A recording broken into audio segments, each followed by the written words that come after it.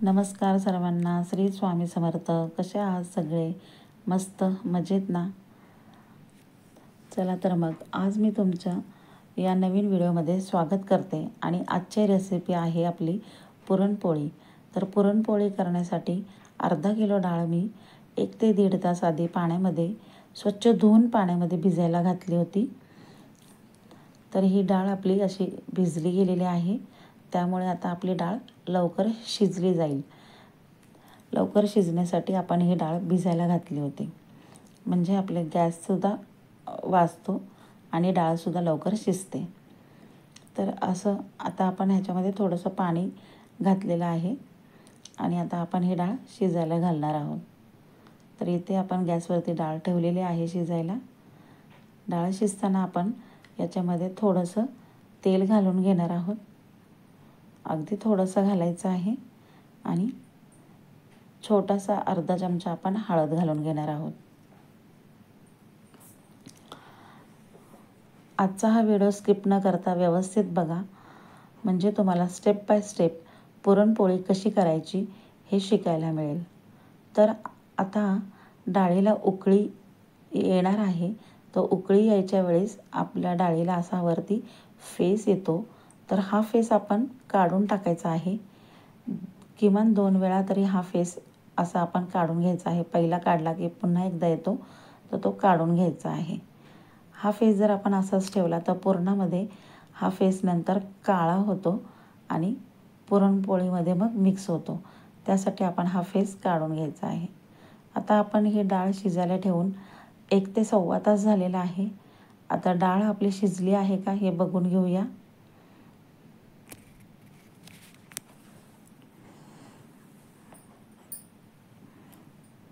हे बघा, आता आपली ही डाळ शिजली गेलेली आहे.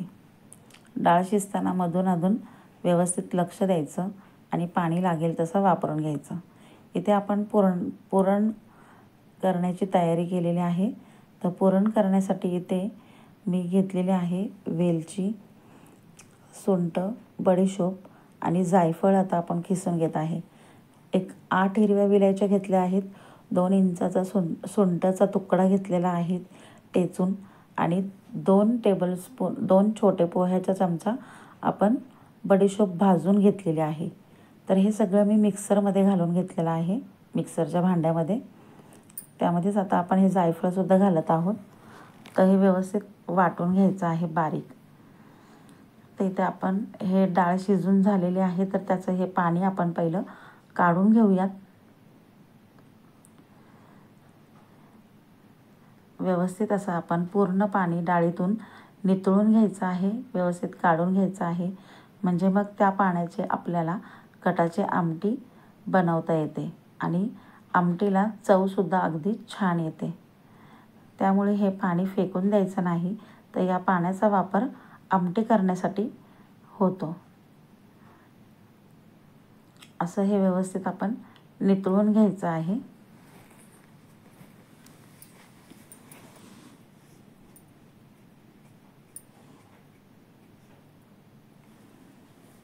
ते पाणी आपलं नितळून झालेलं आहे. तुम्ही बघू शकता पूर्ण डाळीतलं पाणी आपण काढून घेतलेलं आहे. तर हे पाणी आता आपण साईडला ठेवूया आणि हे डाळीमधून आपण थोडीशी ही डाळ आपण 1 वाटीभर काढून घेणार आहोत.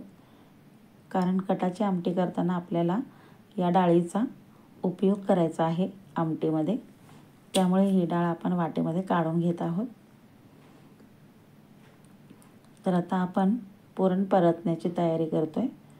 हे इथं सुंठ, वेलायची, बडीशोप आणि जायफळ वाटून घेतलेलं आहे बारीक. तर पुरण करण्यासाठी आपल्याला लागणार आहे गूळ. हा 1 किलोचा गूळ आहे. याच्यातून मी पावशर चिरून घेणार आहे. अर्धा किलो डाळ आहे तर 1 पाव गूळ त्याला अगदी बरोबर होईल, व्यवस्थित गोड होईल. खूप गोड पण नाही होणार आणि कमी गोड पण नाही होणार. अगदी मीडियम असं व्यवस्थित गोड पुरणपोळी होईल. हा आपला पावशर असा गूळ आपण चिरून घेतलेला आहे. आता आपण डाळीला गॅसवरती ठेवलेली आहे आणि त्याच्यामध्ये आपण आता हा पूर्ण गूळ घालून घेणार आहोत. पुरणपोळीचं पुरण आणि पीठ हे व्यवस्थित झालं की मग पुरणपोळी अगदी उत्तम होते. त्यामुळे मी तुम्हाला हा व्हिडिओ व्यवस्थित अगदी स्टेप बाय स्टेप दाखवत आहे. तर प्लीज व्हिडिओला स्किप करू नका, व्यवस्थित बघा. हे आता आपण गूळ घालून घेतलेलं आहे आणि सुंठ, विलायची, बडीशोप आणि जायफळ हे वाटणसुद्धा त्याच्यामध्ये घालून घेतलेलं आहे. आणि आता आपण पुरण व्यवस्थित परतून घेणार आहोत. तर पुरण परतताना आपल्याला कंटिन्युअसली हलवत राहायचं आहे. थोडं थोडं अगदी एक एक दोन दोन दोन सेकंड थांबून पण परत परत हलवून घ्यायचं आहे. पुरण हलवलं नाही तर मग डाळ खाली लागली जाते, करपली जाते आणि मग पुरणाला करपट असा वास येईल आणि पुरणपोळी टेस्टी होणार नाही. त्यामुळे आपल्याला हे व्यवस्थित परतून घ्यावं लागतं. अगदी 10 मिनटामध्येच पुरण परतून होईल. हे बघा, पूर्ण गूळ पातळ झालेला आहे. डाळीमध्ये तो जिरला गेलेला आहे. असं व्यवस्थित अजून परतून घेऊया आपण. अजून थोडंसं पातळ आहे पुरण. अगदी थोडंसं सुक्कं सुक्कं दिसायला पाहिजे, अगदी सुक्कं पण नाही. हे असं थोडंसं किंचितसं ओलसर ठेवायचं.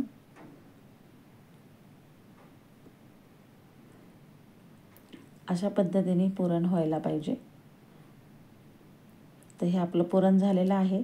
थंड झालं की आपण हे चाळणीमधून वाटून घेणार आहे. हे आता आपण थंड करून वाटून घेतोय चाळणीमध्ये. पुरणाच्या चाळणीमधून आपण हे पुरण करून घेतलेलं आहे. तर हे आपलं पुरण रेडी झालेलं आहे. तर आपण पुरणपोळीसाठी लागणारं पीठ मळून घेणार आहोत. तर पुरणपोळी करताना पीठ पूर्ण आपण चाळून घेणार आहोत. म्हणजे मग त्याच्यामध्ये काही गहू वगैरे असेल तर तो पिठामध्ये जाणार नाही आणि पोळी आपली तुटणार नाही. त्यामुळे पीठ व्यवस्थित चाळून घ्यायचं.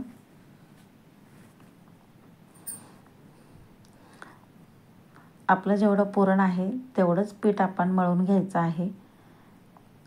जेवढं भांडं आपलं पुरणाचं दिसतं त्याच हिशोबाने आपण पीठसुद्धा घ्यायचं आहे. तर इथं पिठामध्ये मी मीठ घालून घेतलेलं आहे चवीप्रमाणे. आणि आता आपण तेल घालून घेऊया. एक 4 पळ्या तेल मी घालून घेत आहे.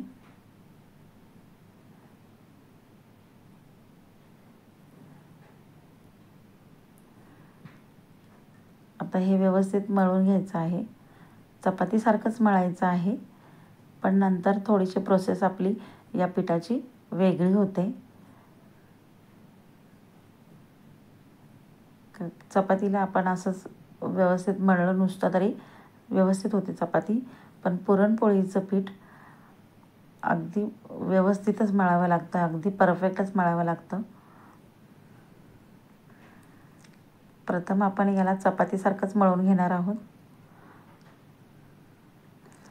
असं चपातीसारखं मळून झालं की आता आपण याला टेचून घेणार आहोत वरवंट्याने.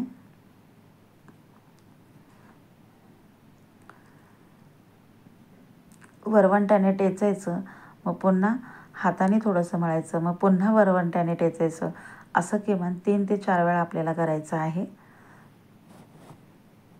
पाण्याचा हात लावत लावत असं मळायचं, टेचायचं, मळायचं, टेचायचं, असं आपल्याला 3 ते 4 वेळा करावं लागतं. म्हणजे मग पीठ व्यवस्थित अगदी मऊसूद होतं आणि पोळीसुद्धा अगदी नरम होते. अगदी दुसऱ्या दिवशी संध्याकाळी जरी तुम्ही खाल्ली तरी पोळी अगदी नरमच राहते. त्यामुळे हे असं व्यवस्थित पीठ मळून घ्यायचं असतं. आणि पोळी लाटतानासुद्धा पीठ फाटत नाही, पोळी तुटत नाही आपली कुठेही, व्यवस्थित लाटताना सरकली जाते. त्यामुळे आपल्याला हे पीठ असं व्यवस्थित मळून घ्यायचं असतं. पुरणपोळी करणं अगदी सोपं आहे. फक्त तुम्ही पीठ आणि पुरण या दोन्ही गोष्टी व्यवस्थित करून घ्या. जसं मी सांगते आहे त्या पद्धतीने तुम्ही केली तर नक्कीच तुमची पोळीसुद्धा अगदी व्यवस्थित होईल. मला कमेंट करून नक्की सांगा, असं माझ्यासारखं कोण पीठ मळतं आणि कोणाची पोळी कशी होते. मला प्लीज कमेंट करून सांगा. तुम्हीसुद्धा माझ्यासारखंच करता का?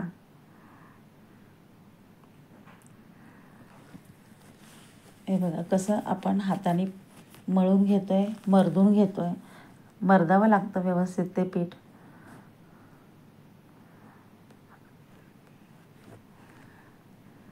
तुम्ही बघताय मी किती वेळा व्यवस्थित टेचून घेतलेलं आहे, कसं मळती आहे. असंच पीठ तुम्ही सुद्धा मळून घ्या.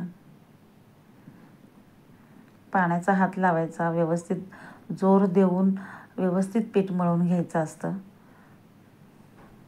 चपातीच्या पिठाला आपण एवढा जोर देत नाही, पण पुरणपोळीच्या पिठाला आपल्याला जोर द्यावा लागतो.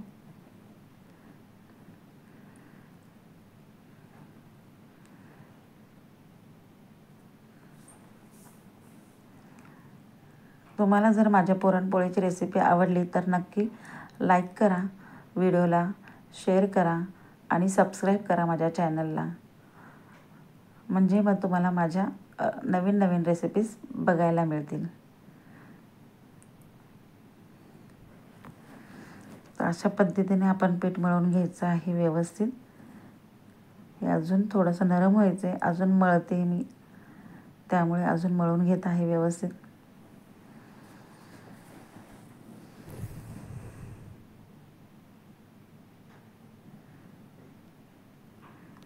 आता हे पीठ आपलं बघा, तुम्ही बघू शकता कसं नरम झालेलं आहे. असं थोडंसं लांबवलं की लांबलं जातं आहे. तर अशा पद्धतीने पीठ तुम्ही मळून घ्यायचं. पुन्हा मी पाण्याचा हात लावून पिठाचा व्यवस्थित गोळा करून घेते आता.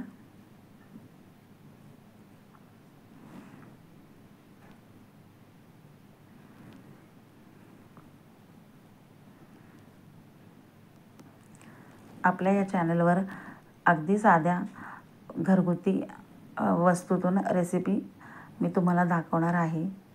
तर प्लीज चॅनलला सबस्क्राईब करा. तर असा आपण हा पिठाचा गोळा छोटासा घेतलेला आहे. पुरणपोळी करायला पिठाचा गोळा छोटा लागतो आणि तेवढाच गोळा आपण पुरणाचा पण करून घेतलेला आहे. तर असा हा गोळा आपण त्याची पारी व्यवस्थित करून घेतलेली आहे. त्याच्यामध्ये पुरण घालतो आहे. खालून हाताने दाब देऊन वरती पीठ सरकवायचं आहे आणि वरतून पुरण आपल्याला खाली सरकवायचं आहे. तर हे असं व्यवस्थित सरकून घ्यायचं आणि वरतून दोन्ही अंगठ्याने नंतर तोंड त्याचं बंद करायचं आहे. तर जिथून आपण तोंड बंद केलेलं आहे ते तोंड बंद केलेली बाजू आपण खाली ठेवणार आहोत आणि मग पोळी लाटणार आहोत. पोळी लाटताना अगदी जोर देऊन चपातीसारखं नाही लाटावं लागत. अबदार अशी हलक्या हाताने पोळी लाटायची असते, म्हणजे मग पोळी छान होते. त्यासाठीच आपल्याला पीठ अगदी नरम मळावं लागतं, म्हणजे मग ही पोळी अशी व्यवस्थित आपली सरकली जाते. तुम्ही बघू शकता अगदी अबदार हाताने मी लाटत आहे. त्याचे काठसुद्धा अगदी व्यवस्थित पातळ करत आहे. तर अशा पद्धतीने आपली ही पहिली पोळी लाटून झालेली आहे. आपण आता पोळी भाजून घेऊयात.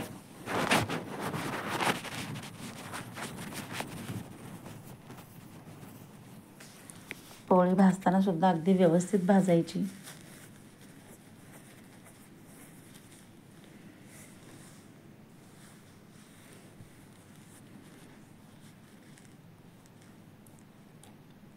तुम्ही बघू शकता अगदी छान अशी पिवळी पिवळी दिसतीये, म्हणजे आपल्याला पुरण दिसते.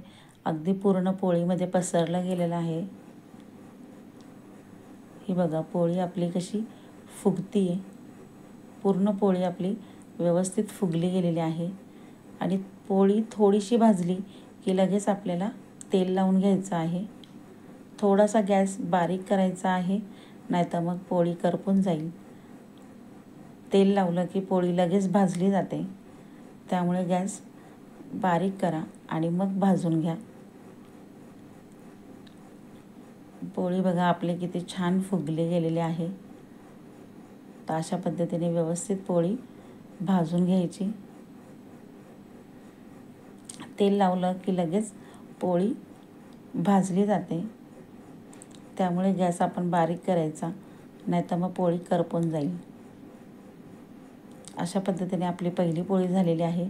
आता मी तुम्हाला पुन्हा अजून एक गोळा दाखवत आहे. जेवढं पीठ तेवढंच पुरण घ्यायचं. हातावरती खालून पीठ सरकवायचं, वरतून पुरण पिठामध्ये सरकवायचं आणि पुरण आतमध्ये जातं आणि पीठ असं साईडून वरती येतं, तेव्हा आपण आतमध्ये सरकवत त्या पिठाचा गोळा वरती अंगठ्याच्या आणि बोटाच्या सहाय्याने गोळा करून व्यवस्थित तोंड बंद करून घ्यायचा. आणि आता आपण ही दुसरी पुरणपोळी लाटत आहोत. तुम्ही बघू शकता अगदी व्यवस्थित पटकन सरकती आहे. पीठ आपलं छान झालं आहे मऊ, त्यामुळं पोळीसुद्धा अगदी सरसर लाटली जाते. आणि जर आपल्याला पिठाची गरज असेल तरच पीठ थोडंसं लावायचं, स्प्रिंकल करायचं नुसतं, खूप लावायचं नाही. खूप पीठ लावलं तर पोळी अगदी पीठ दिसते आणि मग तशा पोळीला तेलसुद्धा जास्त लावावं लागतं आणि ती कडकसुद्धा होण्याची शक्यता असते. त्यामुळे पीठ जास्त लावू नका. थोडंसं अगदी स्प्रिंकल करायचं, हाताने पसरवून घ्यायचं आणि पोळी लाटायची. अशी व्यवस्थित कडेने पातळ करून घ्यायची छानपैकी. मध्येसुद्धा अगदी मीडियम ठेवायची, अगदी जाड ठेवायची नाही. अशी सगळ्या बाजूने व्यवस्थित अबदार पोळी लाटून घ्यायची. तुम्ही बघू शकता कसं पुरण अगदी पिवळं मस्त पोळीमध्ये पसरलेलं दिसतंय. असं पूर्ण पोळीभर पुरण पसरायला पाहिजे, अशा पद्धतीने पोळी लाटून घ्यायची. तर आता आपण ही दुसरी पोळीसुद्धा भाजून घेऊया व्यवस्थित. हिला पलटतानासुद्धा अगदी जपून पलटायची, उलटनं कुठेही घुसून द्यायचं नाही. उलटनं अगदी थोडंसं जरी घुसलं तरी पोळी तिथे थोडीशी फाटू शकते. तर आता आपली ही दुसरी पोळीसुद्धा छान अशी फुगली आहे. आपण तेल लावून घेत आहोत. पोळी अशी थोडीशी लालसर भाजायची, अगदी लाल करायची नाही. गवळी भाजून घ्यायची. लाल पोळ्या, पिवळ्या पोळ्या अशा छान दिसतात. हे बघा आपली पोळी व्यवस्थित फुगली गेलेली आहे. अशा सगळ्या पोळ्या फुगतात. त्यामुळे पिठाचं आणि पुरणाचं प्रमाण हे अगदी व्यवस्थित व्हायला पाहिजे, म्हणजे मग पोळी अगदी व्यवस्थित होते. तर कसे वाटले तुम्हाला आजची रेसिपी नक्की मला कमेंट करून सांगा. आणि रेसिपी आवडल्यास लाईक करा, शेअर करा, सबस्क्राईब करा. आणि तुम्हाला नवीन अजून कोणती रेसिपी माझ्याकडून शिकायची असेल तर कमेंट करून नक्की सांगा. मी तुमच्या रेसिपी नक्की बनवेन. तर असं आपलं हे पुरणपोळीचं ताट रेडी झालं आहे. थँक्यू.